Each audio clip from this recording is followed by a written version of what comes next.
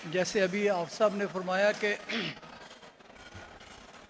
शोबा तिब का एक अहम हिस्सा एक्यूपंक्चर, हमारी खुशकिस्मती है कि सलीमी साहब की अनथक मेहनत और कोशिशों की वजह से पहली दफ़ा पाकिस्तान में अगर किसी काउंसिल ने या किसी अदारे ने इसको ओन किया तो वो तिब्बी काउंसिल है। इससे पहले अर्ज़ करता चलूँ कि एक्यूपंक्चर को बहुत सारे तिब के शोबा के हामिल अफराद ओन करते हैं, उसको इस्तेमाल ज़रूर करते हैं, लेकिन उसकी ज़िम्मेदारी कोई नहीं उठाता था। तो ये पहली दफ़ा पाकिस्तान में हुआ है कि मोहम्मद अहमद सलीमी साहब और इनकी टीम की अनथक कोशिशों की वजह से आज तिब का एक हिस्सा बना।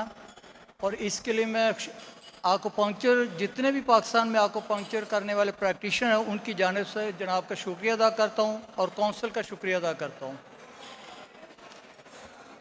सबसे पहले मेरी खुशकिस्मती है कि मैं हकीम हूँ।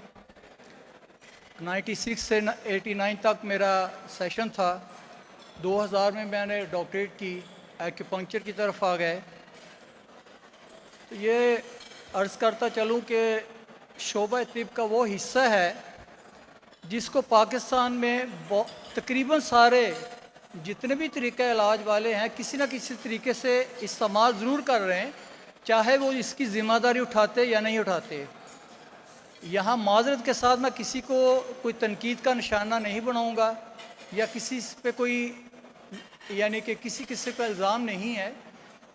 उसकी चंद मिसालें ये दूंगा कि जैसे हमारे एलोपैथिक वाले पीआरपी के नाम से इसको शामिल कर लेते हैं, हमारे कुछ फिजियोथेरेपिस्ट हजरात ड्राई नीलिंग के हिसाब से इसको ऑन कर रहे हैं, हमारे शोबा तिब के अंदर हिजामे की शक्ल के अंदर वेट कपिंग, जिसको हमारा एक शोबा है वेट कपिंग का, उसको इस्तेमाल करते हैं।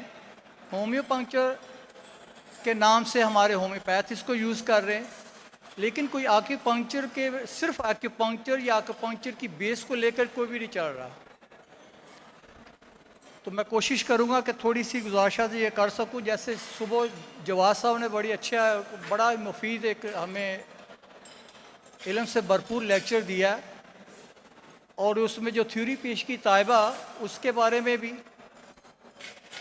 और उसके अंदर उन्होंने जो पॉइंट डिस्कस किए हैं, मेरी गुजारिश ये जितने भी हिजामा करने वाले दोस्त हैं, अगर वो हिजामा करते हुए सिर्फ इस चीज़ का ख्याल रख लें कि जहाँ हम हिजामा कर रहे हैं और क्यों कर रहे हैं। जैसे हमद अशरफ साहब ने बड़ा इस पर तफसील से बयान किया है कि जो ताइबा के उन्होंने उसकी तफसील दी थी, 5 पॉइंट लगाए थे उन्होंने।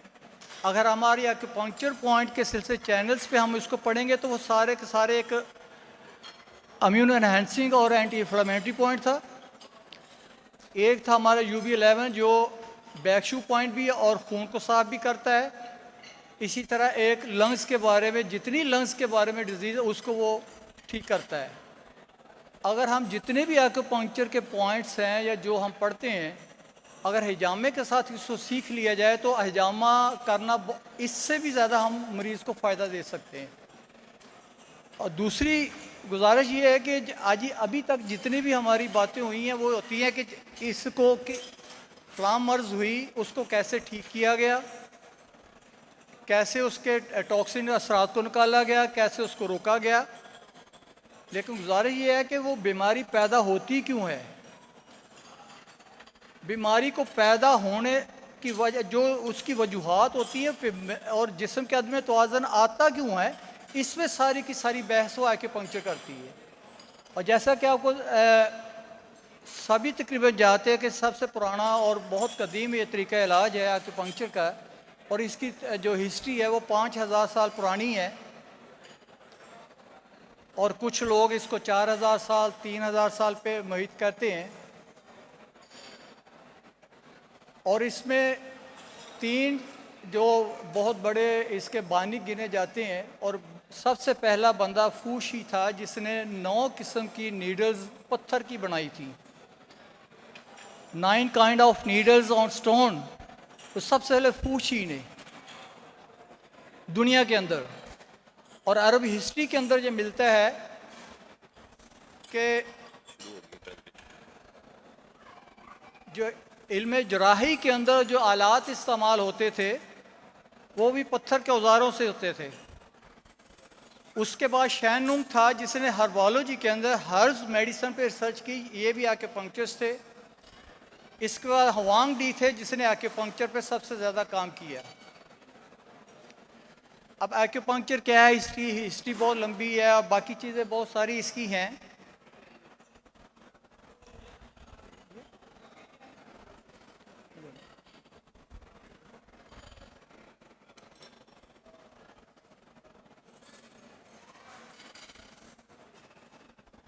एक्यूपंक्चर है क्या?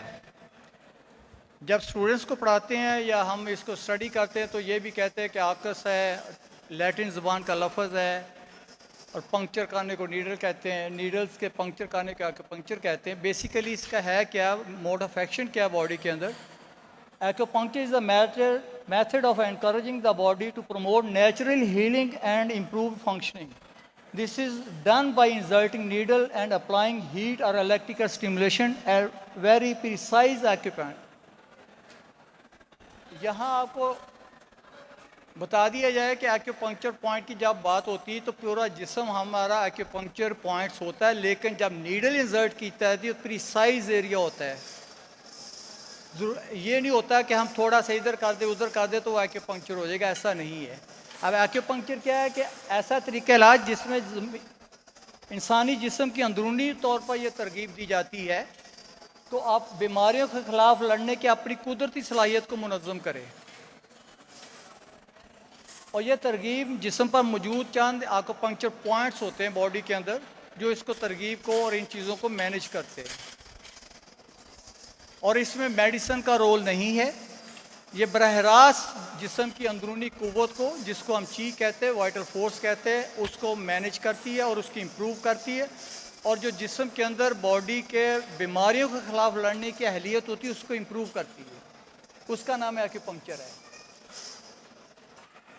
इसकी फिर दो तरह की एक्सप्लेनेशन है, एक कदीम है एक लेटेस्ट है।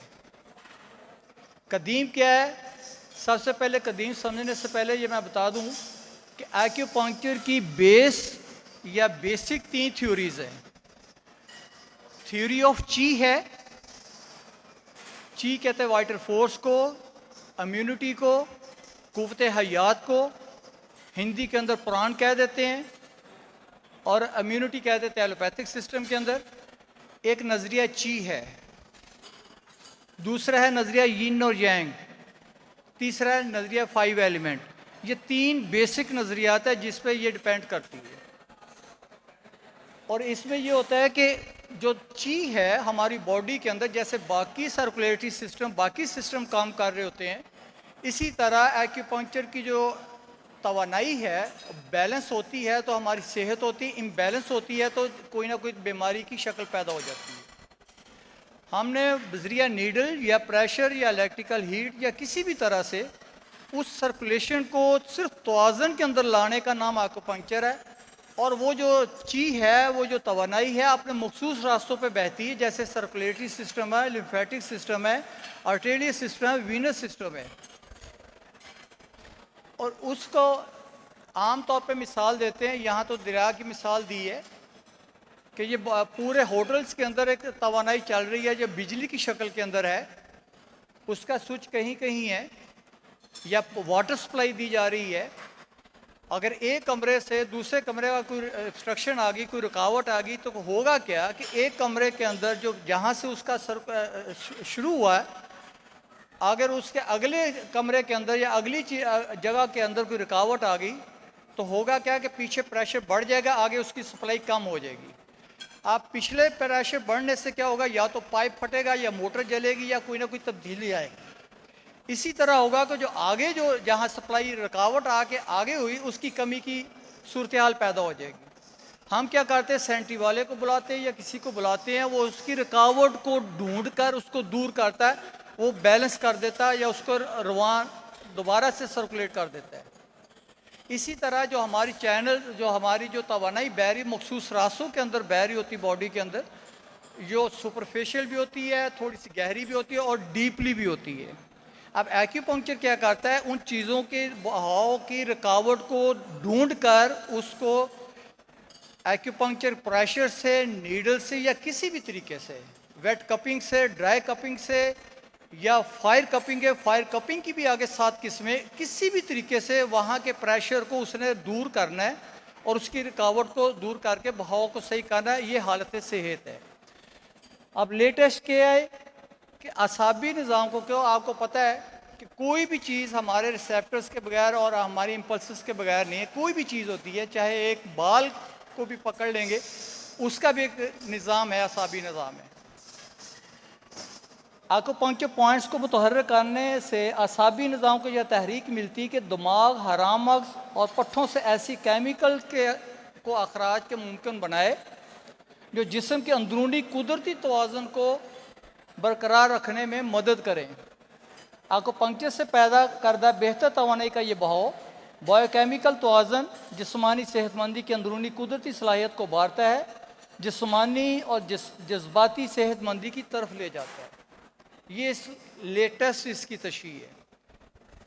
तो इसको आम तौर पर यही होता है कि हमारा यह है कि आपके पास नीडल्स नहीं भी हैं, एक्यूपंक्चर जानते हैं, एक्यूपंक्चर पॉइंट्स का नॉलेज है। इसमें बेस चीज़ ये है कि एक्यूपंक्चर पॉइंट का नॉलेज आपके पास होना चाहिए और एक्यूपंक्चर पॉइंट्स का नॉलेज आपको एनाटमी भी आनी चाहिए, पैथोलॉजी भी आनी चाहिए, इसके बेसिक सारी रिक्वायरमेंट पूरी होनी चाहिए। अब ऐसे नहीं है कि जिस तरीके पे भी है, सुई पकड़ी लगा दी और तड़का लगा दिया, बस ठीक है एक्यूपंक्चर हो गया, ऐसा नहीं है। इसका अब स्कोप क्या है? ये इंसानी सेहत पर 3 तरह से असरअंदाज होता है। इंसानी सेहत की भलाई और बेहतरी, बीमारियों से बचाव और मुख्तलिफ बीमारियों का इलाज, ये बेसिक इसका स्कोप है। बाहर यूरोप के अंदर भी ऐसे आता है और हमारे पास ही कुछ पेशेंट आते हैं, वो कहते हैं साल के अंदर हम 4 दफ़ा एक्यूपंक्चर ज़रूर करवाते हैं, सिर्फ 4 दफ़ा। अब तो लेटेस्ट मॉडलिटीज़ आ गई हैं जो हमारी एनर्जी के बैलेंस को चेक कर लेती हैं। पहले वो क्या करते हैं कि हमारे कुछ अलार्म पॉइंट्स हैं बॉडी के अंदर, और एक चीज़ याद रखिए कि ये साइंटिफिकली प्रूव है कि हमारे बॉडी के अंदर कोई तब्दीली आती है, उसका कोई ना कोई हिस्सा टेंडर हो जाता है या मुतलका हिस्सा टेंडर हो जाता है। तो बाहर एक्यूपंक्चर्स क्या करते थे, जो हमारे 12 चैनल्स हैं उसके जो उसके अलार्म पॉइंट है उनको चेक करते थे। अगर कोई टेंडर होता था उसको टेंडरनेस को दूर करके एनर्जी को बहाव करते, तो कहते हैं हम सेहतमंद हो जाते हैं। 4 दफ़ा कम से कम वो एक्यूपंक्चर ज़रूर करवाते थे। इसी तरह आम तौर पर जो एक्यूपंक्चर है दाफ़े दर्द के तौर पर जाना जाता है पेन मैनेजमेंट के अंदर। इसमें इजाफा कर दूं कि वर्ल्ड के अंदर जो रिसर्च आई है वो 3 तरह से है, पेन, पैरालिसिस और साइकाइट्री। जो इस वक्त साइंटिफिक जितनी रिसर्च हो रही इन 3 चीज़ों पे as compare to other therapies सबसे ज़्यादा जो इफेक्टिव है और सेफ है वो एक्यूपंक्चर है। किसमें? पेन के अंदर, पैरालिसिस और इसके मुतल्लिका अमराज के अंदर, और दूसरा ये है कि psychiatry, depression, anxiety, psychometric disorder जितने भी हैं। अब इसकी साइंसी वजूहात, साइंसी प्रूविंग है, उसको बहुत लंबी बहस है कि कैसे कैसे पेन को कंट्रोल करता है, कैसे मोटर नर्व्स को वो रीजनरेट करता है, और साइकोमेट्रिक कैसे एंडोर्फिन को, आपके सेरोटोनिन वगैरह के लेवल को कैसे मुतवाज़न करता है। फिर एक दफ़ा कह दूं कि एक्यूपंक्चर नाम है जिस्म को मुतवाज़न करने का। आप सारी तिब्बे पढ़ लें जितनी इस वक्त दुनिया के अंदर राइज है, 352 के करीब है जो WHO रिकमेंडेड है, 1000 से ज़्यादा जो तरीक़े इलाज दुनिया के अंदर मुरव्वज हैं।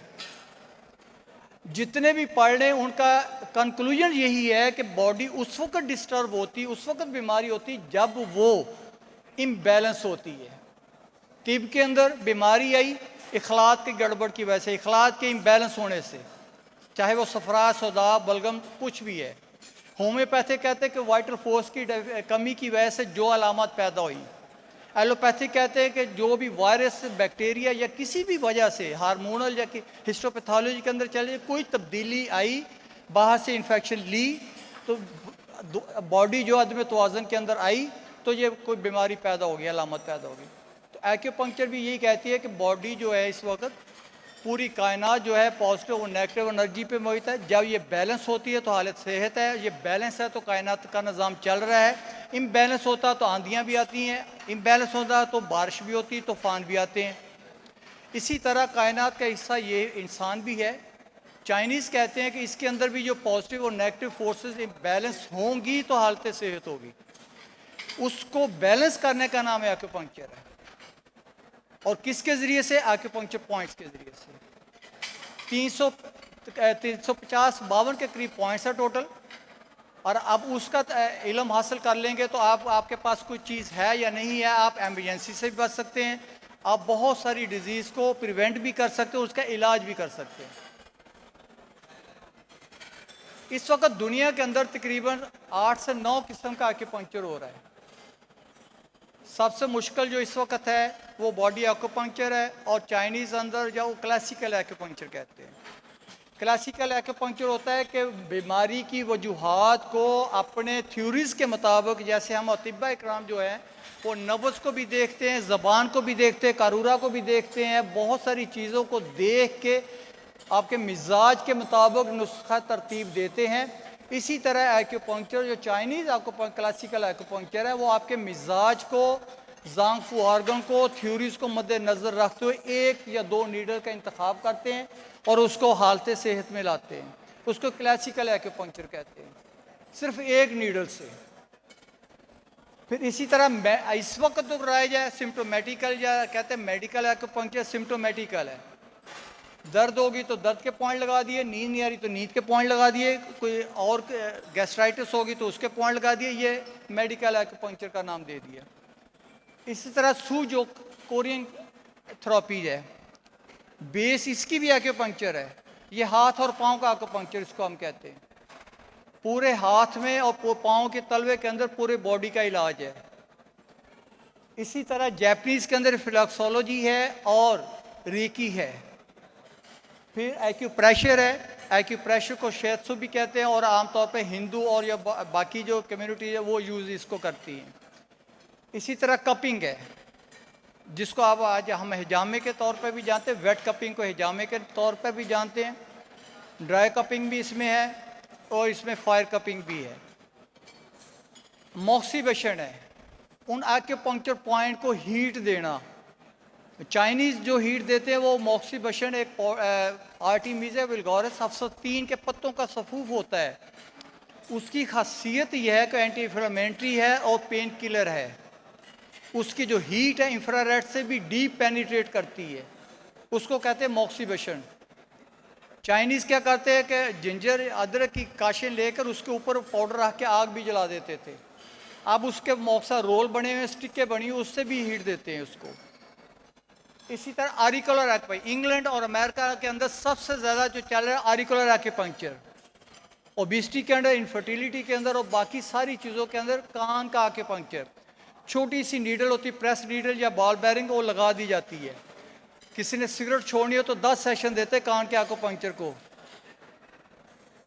और ये बता सकता हूँ मैं आपको, ओबेसिटी के लिए जस्ट यहाँ एक पॉइंट है, जहाँ 2 रोटियाँ खानी है, आप आधी रोटी से ज़्यादा नहीं खाएंगे, मैं ये क्लेम करता हूँ। तजर्बा करके दे ले, पॉइंट मैं बता दूंगा और आप सिर्फ दबा दिया करें पेंसिल से, हाथ से, किसी चीज़ से। हम ओबेसिटी का इसी से करते हैं, बाकी बॉडी एक्यूपंक्चर भी लेते हैं। इसी तरह एंटी डिप्रेशन पॉइंट है यहाँ हमारे शैनमेन में। नीचे स्कैल्प एक्यूपंक्चर, ये भी इस वक्त दुनिया के अंदर राइज, ये सर का एक्यूपंक्चर है, बॉडी को नहीं छेड़ते। इसी तरह ड्राई नीडलिंग है। अब ड्राई नीडलिंग को क्या किया है हमारे फिजियोथेरापिस्ट, ज़रा गुस्सा ना कीजिएगा, इन्होंने पढ़ा नहीं है, सिर्फ कुछ पॉइंट, ट्रिगर पॉइंट ले, वहाँ डीप टिश्यूज़ के अंदर इसको लगा के अब इलेक्ट्रिकल स्टिमुलेशन भी देते, करते भी हैं।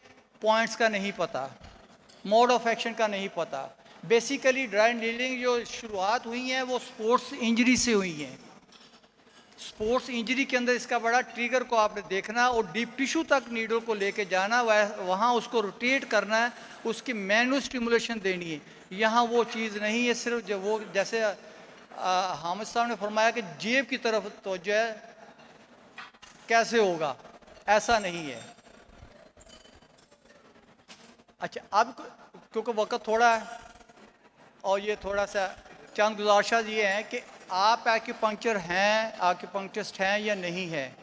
कुछ चीज़ें डिस्कस करूंगा जो घर में या किसी ना किसी बंदे को या किसी आपके सामने किसी को सफ़र हो सकती हैं, वो इसमें मुब्तला हो सकते हैं। आपके पास नीडल नहीं है, आपने एक्यूपंक्चर पॉइंट नहीं पढ़े, लेकिन पॉइंट कुछ ऐसे बता देता हूँ आपको कि अगर आप उसको प्रेशर दे देते हैं आप, तो उस एम्बियंसी से वो निकल आएगा। अब रात के 2 बज गए हैं, किडनी पेन हो रही है, कोई डॉक्टर नहीं मिल रहा, कुछ नहीं हो रहा है, तो क्या करना चाहिए? उसके लिए एक पॉइंट बता देता हूँ। कम से कम बेस्कोपान डिक्लोरान का काम तो वो देगा, नेफ्रोसिस को ठीक नहीं करेगा, स्टोन को ठीक नहीं करेगा, दर्द को ठीक कर देगा। इसी तरह अक्यूट लो बैक एक है, ये बहुत कॉमन है। अक्यूट लो बैक एक के लिए मैं आपको बता दूं कि ये ज़रूरी नहीं कि एक मन का वज़न ही उठाएंगे तो होगा। आप गलत पोस्चर बैठे हैं या खड़े हैं तो पेंसिल भी उठाने लगे हैं तो ये स्पैज़म हो सकता है। ये निचले कमर के निचले हिस्से का स्पैज़म अकड़ाव है। अगर ये बिगड़ता जाएगा, बल्ज भी हो जाएगा, हर्निएशन भी हो जाएगी, टांगे सूख भी जाएंगी, बहुत कुछ है। इसका बेल्ट भी लगेंगी, ऑपरेट भी होंगे। अगर आप उसी वक्त इस पॉइंट को कर लेंगे तो 70 to 80, 90, 100% नीडल है तो 100%, प्रेशर है तो 90% तक आप रिजल्ट फौरी ले सकते हैं। कहाँ है वो? एक्यूपंक्चर पॉइंट है स्मॉल इंटेस्टाइन 3। ये हार्ट लाइन है पामिस्ट्री के अंदर, हमारी हथेली के ऊपर। आप क्लच करेंगे तो ये बाहर किनारा, मिडिल किनारा बनता है, हर कोई देख सकता है। आपके पास नीडल है तो इंसर्ट करेंगे, नहीं है, डॉक्टर हैं या कोई है तो आप इंसुलिन सिरिंज ले लें। नहीं है तो ये आप अंगूठे के प्रेशर दें यहाँ, क्लॉकवाइज एंटी क्लॉकवाइज। आप करके देख लीजिएगा, अगर ना हो फ़ायदा तो मेरा फ़ोन ले लीजिएगा, मुझे पूछ लीजिएगा कि आपने गलत कहा था। अगर नीडल है तो 15 से 20 सेकंड के अंदर मैं क्लेम करता हूँ 20 सेकंड से ऊपर नहीं होगा, मरीज सीधा हो जाएगा। अगर चुक है लेकिन क्रॉनिक या सब एक्यूट या क्रॉनिक पे चलेंगे, फिर आपको और भी मोडेलिटी या और भी तरीका इस्तेमाल का। ये वेरी एक्यूट के अंदर बात कर रहा हूँ। कुछ होता है ब्रश करने गए, ऐसे झुके और दोबारा सीधे नहीं हो पाए, ऐसे पेशेंट भी आते हैं, स्पैज़म हो गया। तो SI3 इसको कहते हैं। इसको फिर देख ले, ऐसे करेंगे तो बड़ा इजीली पॉइंट है। ये नीडल लगाएंगे, यहाँ दर्द होगी क्योंकि हथेली है। वैसे एक्यूपंक्चर में कहते हैं दर्द नहीं होती, लेकिन यहाँ होगी। स्टिफ नेक, ये बड़ा एक आजकल आम और बड़ा ही इशू है। बैंकर्स को बहुत है, और इवन के जो हमारा सोशल सेक्टर है, मोटरसाइकिल चला रहे होते, फ़ोन यहाँ लगाया होता है और ऐसे चला रहे होते हैं। ये भी एक। फिर पिलो का सही इस्तेमाल ना करना, ये भी इसकी वजह है। फिर एक और वजह, गाड़ी पे बैठे पीछे से झटका लग गया, को हो गया तो गर्दन का बल पड़ गया, सर्वाइकल स्पॉन्डिलोसिस कहते हैं इसको। सिर्फ तकब्बर की वजह से गर्दन ना कड़ी हो, वरना ये भी कह दूं कि जस्ट 10 से 15 सेकंड यही पॉइंट आप लगा लीजिएगा। अच्छा, ये कहाँ काम करेगा? एक स्टिफनेस आएगी आपकी कि यहाँ पेशेंट आएगा, कहता है डॉक्टर साहब यहाँ तक तो ठीक है, यहाँ करता हो तो दर्द होती, इधर नहीं जा रही, इसमें ये काम करेगा। यही पॉइंट है SI3। अगर इसके अलावा एक आता पेशेंट ऐसे, वो ऐसे मूव कर रहा होता है, गर्दन उसकी मूव ही नहीं कर रही, इतनी रिज हो जाती है, इतनी सख्त हो जाती है। फिर वहाँ एक पॉइंट और आता है, ये अल्नर कोंडाइल है, ये आपका अल्ना हड्डी है, इसका ये इसके साथ गड़ा है यहाँ, वो नीचे है, हथेली है आपकी, ये आप ऊपर वाली साइड देख लें, ये अल्ना बोन है, इसका ये कोंडाइल कहते हैं हड्डी के गोल सिरे को, इसके साथ आपको ये गड़ा मिलेगा अंदर की तरफ। देखिए आप इसको आप प्रेशर दें या नीडल लगा दें आप, ये मीडियन नर्व की तरफ ऐसे, अगर नहीं है तो ऐसे दबाएं आप इसको, पेन होगी। पेन उस वक्त होती, मैं फिर अर्ज कर दूं कि जहां बीमारी होगी, चाहे वो पाँव है चाहे टांग है, वो पॉइंट ट्रिगर होगा, पॉइंट टेंडरनेस होगा, बीमारी ठीक हो जाएगी, वो टेंडरनेस ख़त्म हो जाएगी। तो ये जो पेशेंट ऐसे आते हैं, आप करके देख लीजिएगा, आप कोई भी दवाई बाद में दे दीजिएगा, क्योंकि एक नीडल, आपने ये एक नीडल लगा दी, उसका चुक ठीक होगी, 3000 मांगे, वो कहेगा कीता की है, एक सुई लाई है ना, बाद में जो भी करना वो करें आप, माजून देनी है, अगर आपने कुछ और देना है या कुछ भी करना है, उसको मेंटेन ज़रूर रखना आपने। इसी तरह सम टाइम होता है कि आप किसी भी वजह से झटका लगता है या खांसी, आपके अक्यूट कफ आ गई या किसी भी वजह से कुछ हो जाता है, ये थोरेसिक पेन आती है, ये स्कैपुलर रीजन में या कमर के ऊपर वाले हिस्से में, इसकी ख़ास अलामत होती है। तो ना तो बंदा ऐसे हिल सकता है, ना ज़ोर से सांस ले सकता है, एक लिमिटेड मूवमेंट हो जाती है, और बिल्कुल कहता है डॉक्टर साहब हिला भी नहीं जाता और सांस ही नहीं लिया जा रहा है। यही पॉइंट दोबारा मैं फिर कह दूंगा, SI6 आप इसको दें, अगर प्रेशर दे रहे हैं तो 1 से 2 मिनट दें, दोनों तरफ दें, और इसका फौरी रिजल्ट ले लें, उसको मूवमेंट करवाएं, उसकी दर्द ख़त्म हो जाएगी। कैसे ख़त्म होगी ये पढ़ना पड़ेगा ज़रा। जी हाँ, इसलिए हमायत इस्लाम में बेसिक कोर्स करना पड़ेगा आपको। फ्रोज़न शोल्डर, आप फ्रोज़न शोल्डर के अंदर भी गुजारिश कर दूं, टेंडनाइटिस है, बरसा है, रोटेटर कफ की वजह से कुछ भी है, यहाँ हमारा एनाटॉमिकली या किसी तरह से कोई जिक्र नहीं कर रहा, यहाँ हमारा फिर वही बात आ जाएगी कि जब फ़िलासफ़ी में जाएगी, हमारी फ़िलासफ़ी आकुपंक्चर में अलग हो जाएगी, दूसरे के अलग हो जाएगी, वजूहात अलग हो जाएंगी। तो हमने यहाँ अगर वो टेंडनाइटिस की वजह से मूवमेंट किसी भी किस्म की, 5 किस्म की मूवमेंट है, ये बॉल एंड साइकिल जॉइंट होता है ना, कोई यहाँ तक जाता, कोई यहाँ तक जाए, फ्रोज़न शोल्डर किसी भी वजह से है, कोई भी उसकी सिम्टम है, इसका पॉइंट स्टोमक 38 पॉइंट है स्टोमिक का, ये टखने के पास नीचे जाएंगे, टिबिया हड्डी है, टिबियल ट्यूबरोसिटी से आप 5 उंगलियां नीचे चले जाएं। इसकी दूसरी पहचान ये है कि आप घुटने से हड्डी के किनारे के साथ साथ जाएंगे, 4 से 5 इंच नीचे जाएंगे, प्रेशर देंगे, दर्द होगी, जहां वो टेंडर पॉइंट होगा वहां उसको प्रेशर दे दें। अगर नीडल है तो नीडल 1 से 2 इंच तक अंदर जाती है, उसको रोटेट करते हैं तो उसको कहते हैं बाजू, इसको कहते हैं मैजिकल पॉइंट, बाजू उसका ऐसे मूव करना शुरू कर देगा। हम बाजू को हाथ नहीं लगाएंगे, पिंडली पे लगाएंगे, जैसे है कि स्विच वहाँ है, लाइट वहाँ है, ये समझना पड़ेगा कनेक्शन कैसे था। ठीक है जी, ये भी बहुत एक अहम पॉइंट है, और इसके बड़े पेशेंट आते हैं।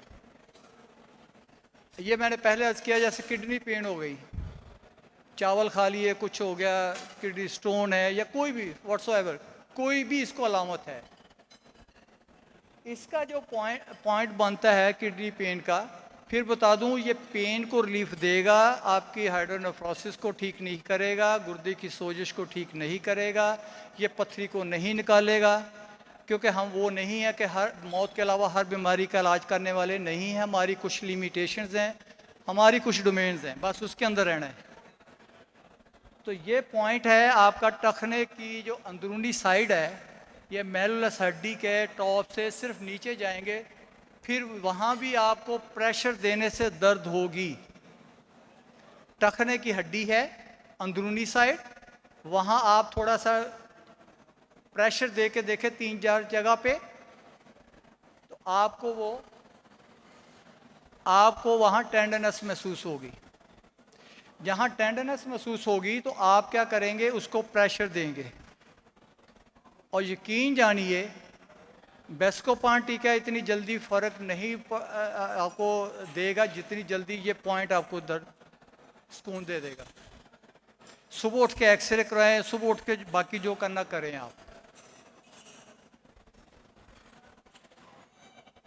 ये बड़ा एक अहम पॉइंट है। अपेंडिसाइटिस, अपेंडिक्स की पेन हो जाती है। अक्सर होता है कि इसकी डायग्नोज में बड़ी गलती आती है। पेट खोल के देखते हैं अपेंडिक्स ठीक होती है, क्लेम कर देते हैं कि हमारी अपेंडिक्स है।